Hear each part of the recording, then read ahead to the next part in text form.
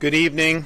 Hurricane Milton is currently in the process of making landfall in Sarasota County as a Category 3 hurricane with maximum sustained winds of 120 mile per hour. It's moving toward the northeast at 17 mile per hour, and it will continue to move across central Florida throughout the night and into the early morning hours. We have seen a weakening of the storm over the last 24 hours. We also saw it sped up, which means it's hitting the Gulf Coast prior to high tide, which we hope will help mitigate some of the storm surge. You see it already developing, and there's going to continue to be storm surge both on the west coast and eventually on the east coast of Florida. And we're going to see a significant amount of rainfall on the northern part of the storm.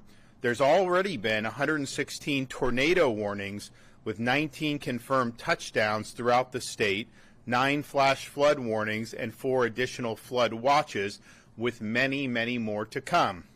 Numerous counties have reported tornado damage. Peak storm surge is predicted to be between 5 and 13 feet, depending on where you are on the Gulf Coast of Florida. As of right now, the peak storm surge looks to be between the Charlotte-Lee County line up until Anna Maria Island in Manatee County. Prior to landfall, the state completed nearly 2,000 missions. Generators were sent to shelters. We have massive amounts of fuel reserves that are staged and ready to go, millions of gallons of gas. When the ports reopen, Florida Highway Patrol will be standing by to escort fuel trucks to service stations so that people will have access to fuel as they return to their homes. The Florida Department of Transportation is staged and ready to go as soon as the storm passes. They have 156 bridge inspectors, which will go to clear the bridges, 402 cut and toss personnel, and over 1,000 generators and 350 pieces of heavy equipment and trucks. We have massive amounts of search and rescue equipment and personnel standing by. And we hope that there's not a big need for that, but we're prepared for that. And that's not just our state and local. It's also our National Guard, our State Guard. We have about 9,000 National Guard personnel between Florida and other states. We also have Florida Highway Patrol, Fish and Wildlife, Department of Law Enforcement, and, of course, our Florida State Guard.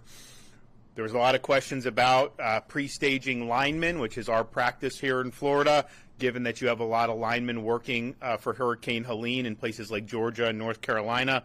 I'm happy to report that we have over 50,000 linemen that are in the state of Florida, and as soon as it's safe to do so, they will commence with power restoration. We're already seeing power outages.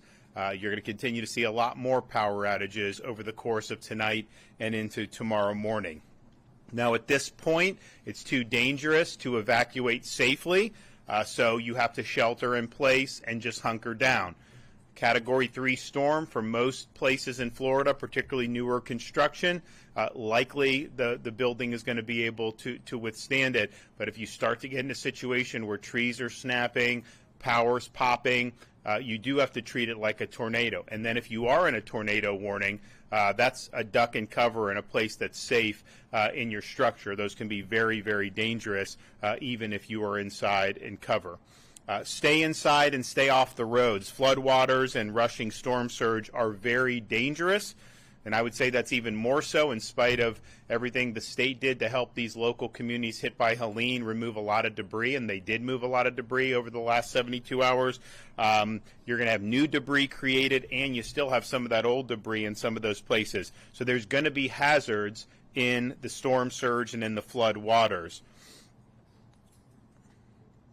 Stay put until the storm is passed. If you are in Sarasota, Manatee, some of those areas where the eye of the storm is going, it may be where things calm down for a minute.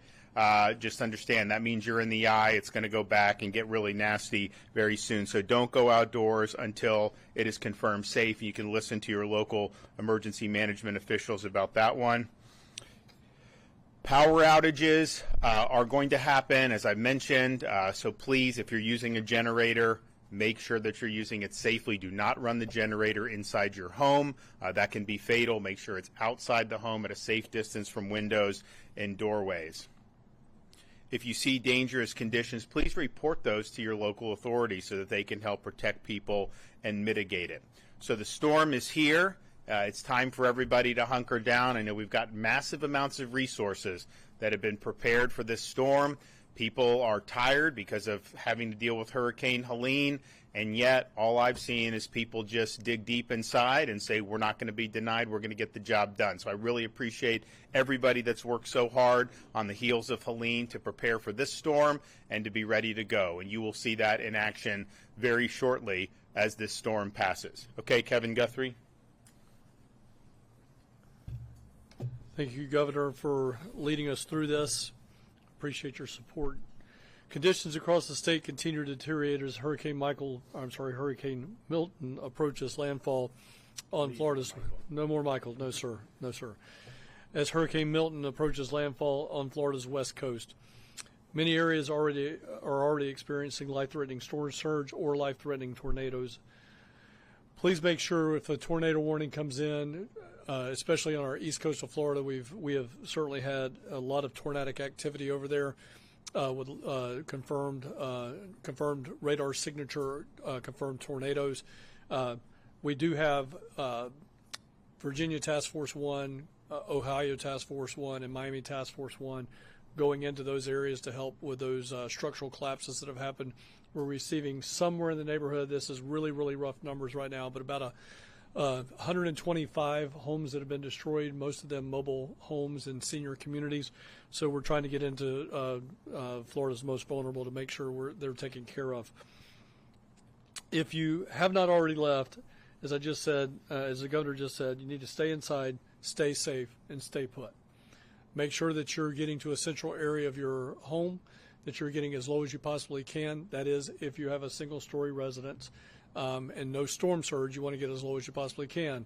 I had this question asked to me earlier. Do I go to the bottom of the house if I got storm surge? The answer is no. If you've got 2 floors, you need to go to the lowest part of the second floor to escape the storm surge. Please do not.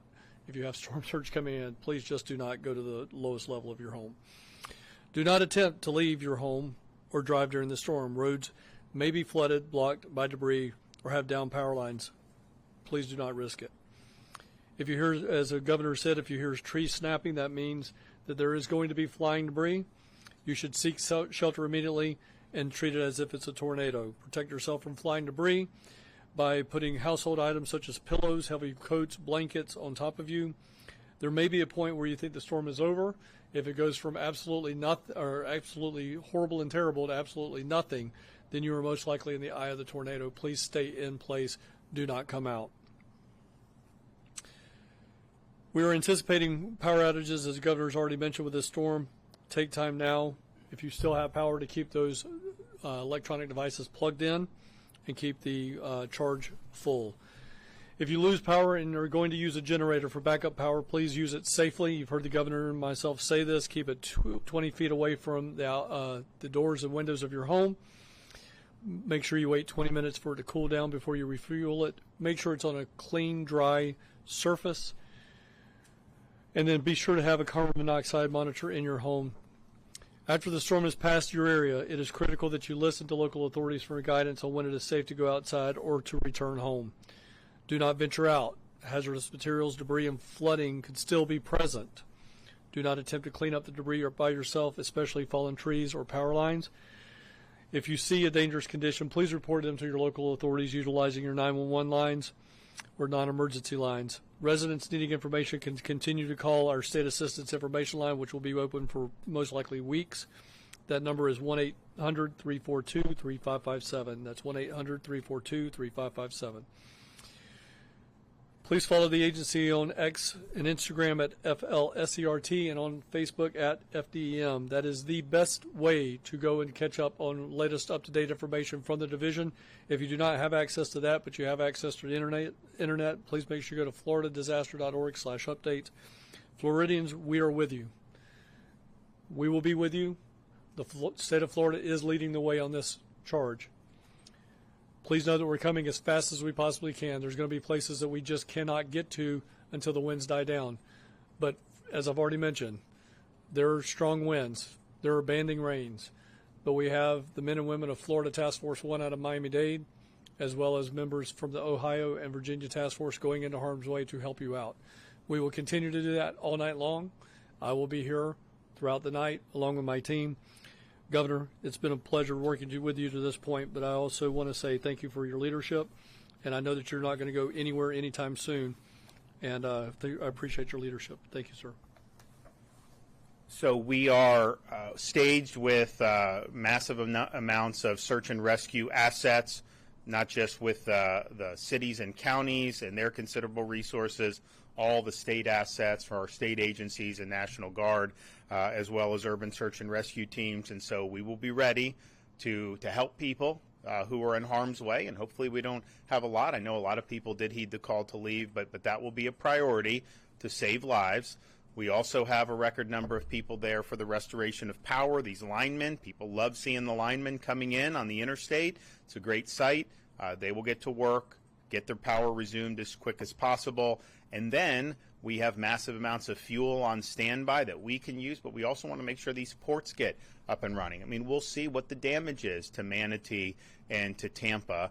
We have been discussing, and Kevin and his team have been discussing with our federal partners like the Army Corps and some of these agencies, some expectations about getting these ports back. And I think there's a difference between kind of Florida expectations, which is like we get this stuff done quick, and maybe how the federal bureaucracies have typically worked. But I think that we have had very good conversations. I think there is a sense of urgency with some of the federal agencies as well, but we want to get these ports back open as quickly as possible. We're going to have to assess some damage. Now, the track of this storm, the fact that it is Sarasota, perhaps the Port of Tampa is not going to take a major hit like it would have if it was a direct impact, but we'll see. Manatee is probably going to be a little bit closer to where it's getting some of the big impact, but we think it's really important that all services are be able to resume, and we have contingencies to be able to get fuel in where it needs to go, but it sure be a lot easier if we just get that coming into the ports. And so those are all going to be priorities from here on out. So if you are watching this, just hunker down. If you're in the path of this storm, it's dangerous outside. There's going to be a lot of hazards. Even when it passes, if there's floodwaters, be very careful about any of that. Help is on the way. We're going to get everyone back, get everyone up on their feet again, and we'll mitigate the damage as best we can. The president said that he has spoken with you. Have you talked about getting more resources from the federal government here in the state, getting things back open? So as I mentioned, we've been discussing with some of the federal partners about acceleration of what needs to be done if something needs to be done on these ports. You know, to say like, oh, it's going to be weeks for a port, no, that doesn't work. Okay, we got to get it open. And I think they're of the same mind, and I think that Kevin and our team have had good conversations. We've also, Kevin, I know, is talking, both Kevin and I talk with the FEMA administrator about some of the things that we're looking for. You know, for example, with this debris. Let local governments do the debris a little bit differently so that we incentivize people to come and do it quickly. Because the way it goes now, it was hard to even get people to do their debris. You had them going other ways. It just didn't make economic sense for doing that. And a lot of the debris takes like 6 months to do, and that's just kind of been the standard. I think we showed by surging our resources, which is really unprecedented, you know, we knocked out a lot of debris in like 72 hours. So we want to have a debris where there's incentives to do it and do it quickly. Look, I don't want to have to even talk about this now, but we're not out of hurricane season.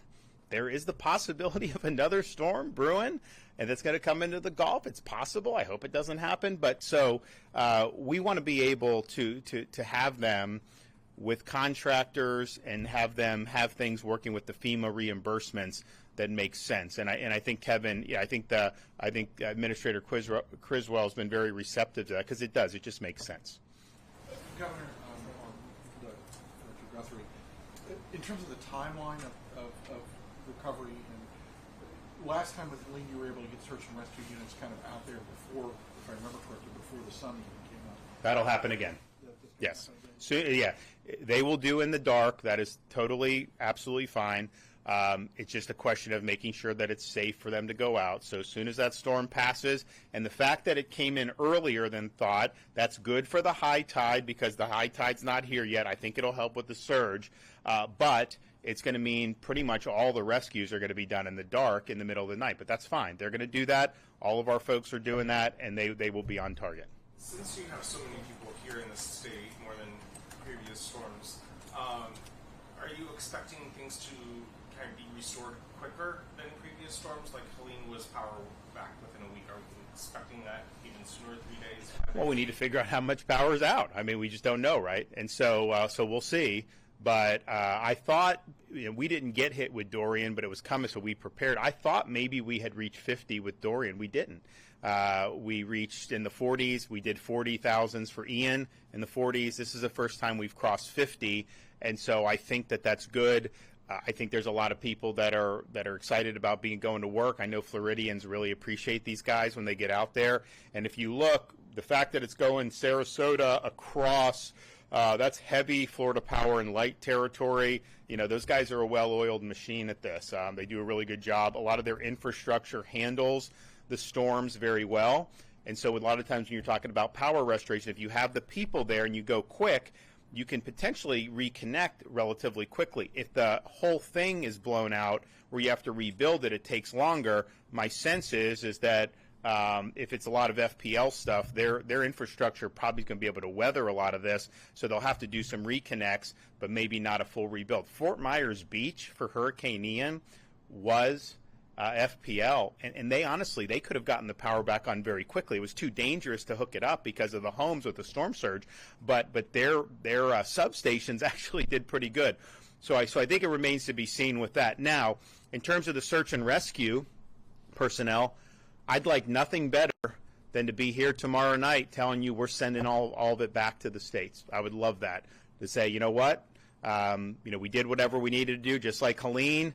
And then 12, 24 hours later, it was fine. Thank you. And you guys go back home. We would love to do that. I'm hoping that we're not going to need them to be long, but it's just going to depend on what the damage is. So we'll see. I mean, look, these storms, it's like how many, what population, how many people, how much infrastructure.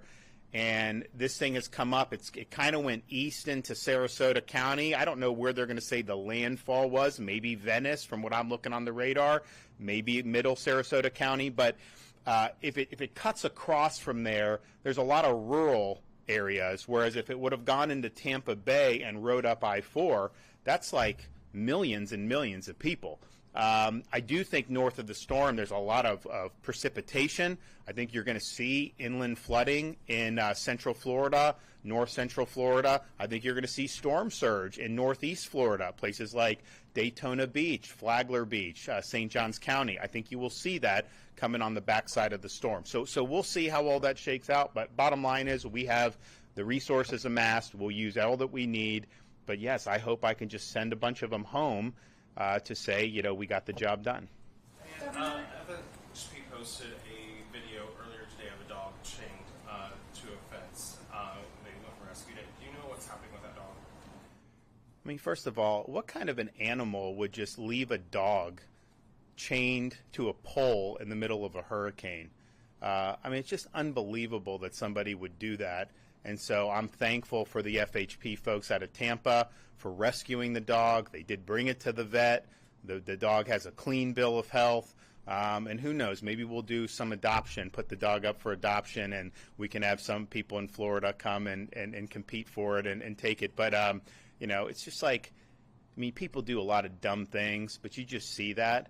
And so I hope they find the person who did it, and that person should have the book thrown at them. We've got very good laws in Florida against animal cruelty. These dogs, we've got dogs that are going to be helping in the storm. These police working dogs, they're great. They're great canines. So we don't have tolerance for that in Florida. I thought it was outrageous that somebody would do that. Can you talk about the size of the storm and what people should expect from the wind fields, how wide the eye is, or anything like that as it comes on the shore? So it's interesting. I think the storm did deteriorate because of the wind shear. I mean, we were here, 24 hours ago, and it was 180 miles an hour. And no one thought it was going to come ashore at that. but I think a lot of people thought it was going to come ashore as a pretty strong 4, and it ended up coming as basically a mid-level 3. Now, it doesn't mean there's not storm surge. It doesn't mean there's not hazards. There is. It's a serious, serious storm. But in terms of some of the damage that we're going to see from wind, there just is a big difference between 140, 150, and 120. We saw it with Hurricane Ian, which was basically a Category 5. I think it may have landed just a tick below. Of course, we saw it with Hurricane Michael, which was a Category 5. As you get into the 120 range, 115 range, still hazardous, can still do a lot of damage. But Florida buildings in particular, new ones, they're going to be able to withstand that for sure. And so I think that likely, look, I'm cautiously optimistic that with the Florida building code that you're going to do. Now, the storm surge is a different story, and we've had storms that, Hurricane Michael was not necessarily known for being massive storm surge, even though it was like a tornado and it obliterated so many structures. And then there have been other storms that have been Cat 3 that produced massive storm surge. So I think it's too early to tell on that, but I think the fact that whether it was the shear or whatever happened, the fact that it did weaken before it made landfall is going to be benefit to us compared to what we were looking at 24 hours ago. But regardless of the winds from the storm directly, we've already seen probably more tornado watches than I've ever seen. I was talking to people, do you ever remember? No one remembers ever seeing this many tornado warnings that have been done. So that spun off a lot of tornadoes. And you have them, it's not like, there was Fort Myers, but there was Palm Beach, there was Port St. Lucie. I mean, it was all over the state. So that is a hazard for sure, and I think we're likely to continue to see those throughout tonight.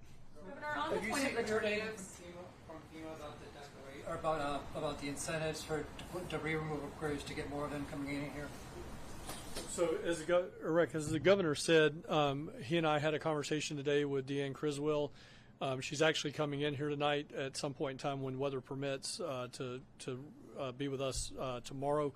But I will say she said that we were on the right track. She felt like that was a very good idea to get some type of incentive for individuals to come here.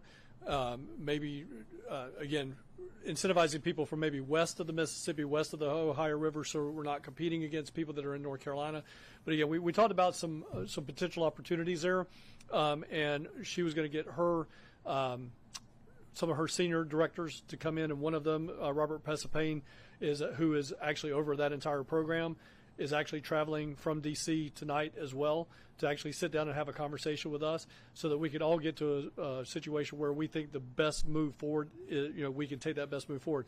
However, as the governor also alluded to, there's I think a parallel path, and that we don't do bureaucracy, we don't go in linear paths, we don't throw all of our eggs in one basket.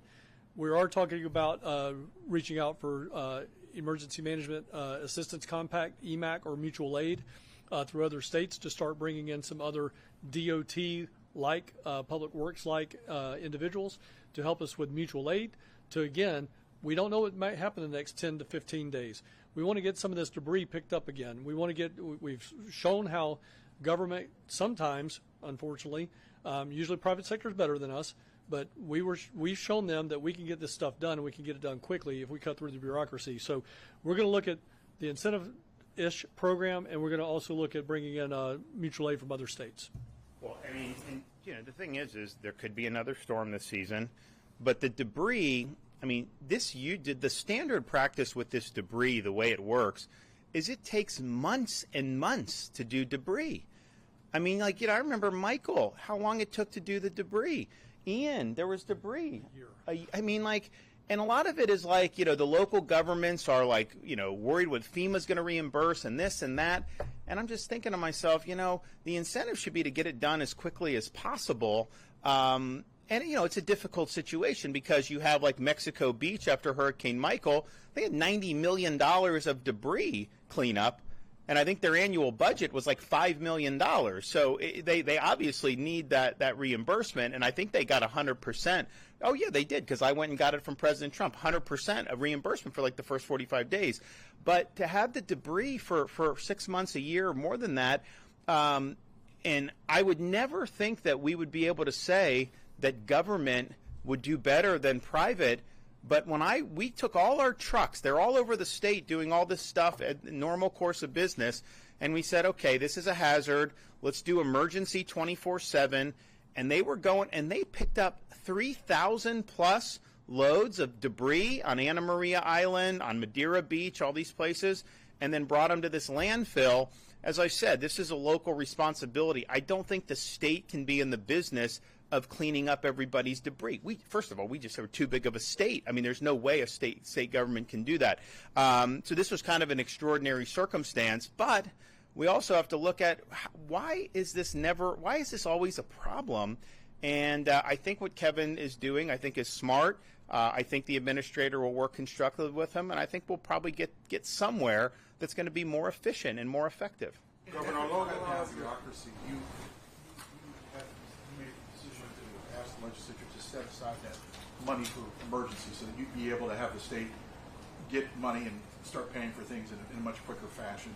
The budget system indicates that so far you've gone through about $250 million, which is about half of what you got. I mean, you guys. Well, no, we'll be fine. Yeah, I mean, if we exhaust that, I still under emergency, I still can do, and we'll do that. And I would say, this will probably be a 90-10 storm, you think, or We're going to ask for it. yeah. So we'll end up asking for 90-10 for a lot of this stuff, and it just takes a while, but we know we'll get it. I mean, we're still getting reimbursements for some of these past storms, so it's just the way it is. But yeah, we're fine. We have what we do, and look, when you deal with these storms, you got to make a decision. We never want to spend money that is not going to be effective, of course. But I think the question is, are you willing to spend money to be prepared? And when you're fully prepared, you will end up not using some of the things that you've amassed. I mean, who knows? Maybe we instead of having 2.4 million restorations like we did with Helene, maybe we'll have less than that with this. We had 30,000 for Helene Lyman, we have 50,000 now. Was that bad that we had? No, it wasn't. We've had other things staged. We had fuel staged for Helene. We didn't have to use any of it. The gas stations were fine. We have fuel staged now. We may need to do it. And so these are things we look at contingencies, what could potentially happen, plan for the contingencies, and when you plan for it, you do got to spend some money to execute these contracts. But if you don't end up having to do it, I would much rather do that than be in a situation where we have no gas in the state or we don't have enough people to hook up people's power. And it does cost when we do the mutual aid, when we bring in the linemen, the state is responsible for some of those costs. But the way I view it is, if we can get people back, I think we had 2 million restored within 72 hours for Hurricane Helene. That gets everyone back on their feet and the state gets moving again. That pays for itself. If you have power out, the standard used to be people be out of power for 3 weeks or 4 weeks. That is not, I think that's bad. I think that hurts the economy. I think that hurts the quality of life. So that's just how you got to do it. Our view is let's just be prepared. That's why we have the fund. And you're going to be better off being prepared ultimately than if you're not willing to do it. Search and rescue. I know it's a big emphasis for the state. What happens if 911 goes down, God forbid, or cell towers go down, and people can't reach the hotline or 911 to call search and rescue? What should those families and those individuals do? So the enhanced or next gen 911 system that is in place throughout the country, it's overseen by the Department of Management Services, but at the same time, the mechanics of it is if a county goes down, if a county cannot receive those 911 calls, it's going to roll over to another county. So there is a redundancy that is numerous layers deep that will end up getting that 911 call. When that 911 address pops up on a dispatcher screen, it's actually going to tell them where the home service is at. So it will say, for instance, just say for grins and giggles, it's Punta Gorda. It's answered in Hendry County. It'll show up Punta Gorda. So the people in Hendry County know automatically, okay, I'm actually receiving a call from another area. There's something wrong. They're still going to, all of our dispatchers are trained, our 911 coordinators are trained underneath a Department of Health certificate. So they have all the same standard training throughout the state of Florida. That is a required statute. So they can take that call just as good in Hendry County as they can in, say, Charlotte County. They'll transfer that information. We have redundant systems all across the state. We still have World War II, Cold War era technology that are copper lines that go from every single emergency management agency in this city, in this state, to another emergency management. So that'll come in, they'll get the information, they'll pick up that, hotline, call that next county over and say, this is what's going on, and then people will respond to that.